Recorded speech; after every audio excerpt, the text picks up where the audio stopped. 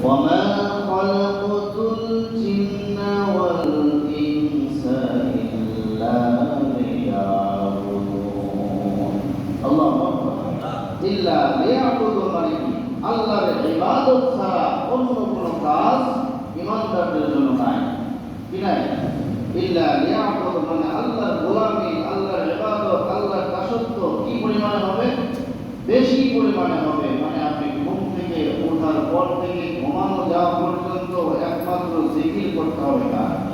ফাসাব্বিহুহু বুকরাতাও ওয়া আসীলা এবং তোমার ঠোঁটটাকে তোমার জিহ্বাটাকে তোমার অন্তরটাকে তোমার কলবটাকে সব সময় জিকিরের মধ্যে রাখতে হবে কার জিকির আজকে কি আমরা আল্লাহর জিকির বেশি করি না কম করি এই যে রমজান মাস পার হয়ে গেল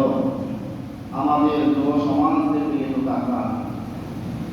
আজকে আমাদের যুব সমাজ কোন পথে যাচ্ছে